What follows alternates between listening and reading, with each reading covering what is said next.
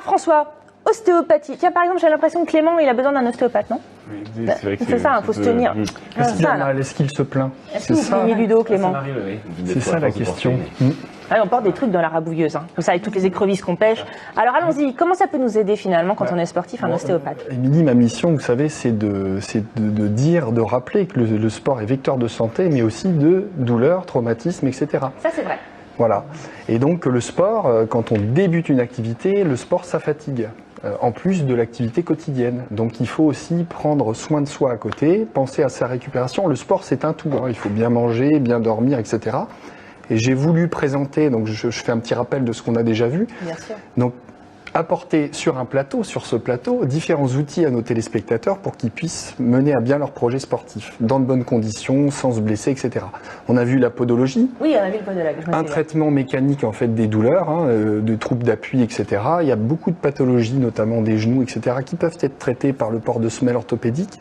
Il y a aussi la kinésithérapie où il est important de reprendre on va dire les stratégies de soins des kinés à son propre compte pour prendre soin de soi, comme le froid chaud, la balnéothérapie ou les massages, et puis les étirements, mais correctement effectués. Et puis il y a l'ostéopathie qui me paraît indispensable, avec pas deux choses qui s'affrontent, pas il faut faire craquer ou pas craquer. Il faut faire craquer ou il ne faut pas faire craquer justement, alors? Emmanuel et Xavier vont répondre à ces questions. Ils vont aussi nous dire à quelle fréquence il faut consulter un ostéopathe et puis tout simplement à quoi sert un ostéopathe. Eh bien, on regarde ça tout de suite en image. Eh bien, un ostéopathe, ça sert à prendre en charge des patients et notamment leurs plaintes, qui peuvent être de tout type. Ça peut être des douleurs. Ça peut être des sensations bizarres, les gens vous disent j'ai une gêne. Ça peut être aussi des gens qui vont bien et qui veulent rester bien. Voilà. Et on essaie d'utiliser des techniques différentes. Je me suis fait mal à la rotule aussi. Lorsqu'on pratique une activité physique 2 à 3 fois par semaine, il est de bon ton de consulter régulièrement un ostéopathe. Je pense qu'une séance minimum tous les 6 mois, lorsque tout va bien, c'est ce qu'il faut faire. Et lorsqu'il y a une pathologie qui se déclare, le plus rapidement possible, c'est pour recaler vraiment la structure du corps.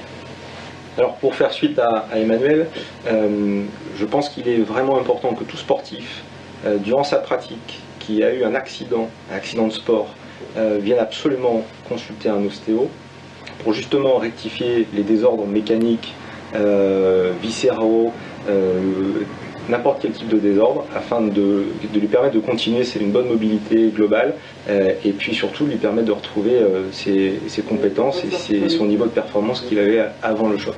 L'ostéopathe qu'il faut choisir, c'est celui qui sait faire les deux. C'est celui qui sait faire craquer quand il y en a besoin, et celui qui sait faire des méthodes douces quand il y en a besoin. Voilà.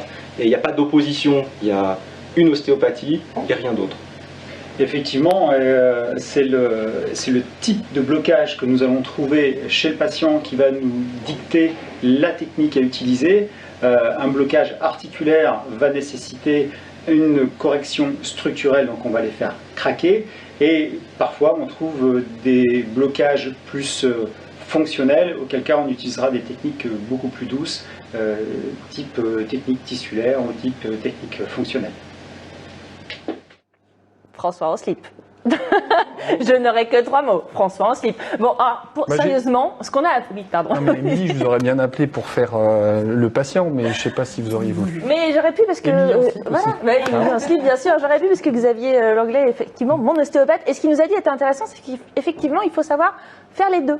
Craquer quand il y a besoin et pas craquer quand il y a besoin. On rencontre il y a un certain nombre d'ostéopathes qui ne font que certaines techniques. Je crois qu'il est du bon sens de penser, et ils l'ont rappelé, hein, mes 2 ostéopathes préférés, qu'il y a une ostéopathie, il y a des besoins, c'est-à-dire qu'il y a des pathologies qui nécessitent de faire craquer, et d'autres où il faut utiliser d'autres techniques. Ils l'ont expliqué bien mieux que moi. Maintenant, pour notre sportif, revenons à notre sportif, c'est un outil supplémentaire pour gérer ses douleurs, ses plaintes. C'est un outil mécanique et non chimique. Ça ne veut pas dire que le chimique, il ne faut pas l'utiliser, bien entendu. Il faut aussi consulter son médecin pour un certain nombre d'éléments. Mais l'ostéopathe, il va traiter mécaniquement des douleurs. Et parfois, ces douleurs ne se traitent que par le mécanique. Donc c'est vraiment utile d'aller consulter régulièrement. Alors ils l'ont dit.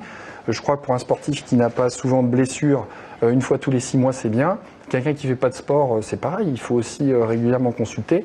Et puis plus la pratique est intensive, plus elle génère des traumatismes, et plus il faut prendre soin de soi et donc consulter régulièrement. Et ben voilà, faut aller faire le contrôle technique, chers amis. Allez chez votre ostéopathe. C'est ça. Exactement. Merci beaucoup, François. On retrouve bien entendu tous vos conseils sur votre site internet www.healthcoach.fr.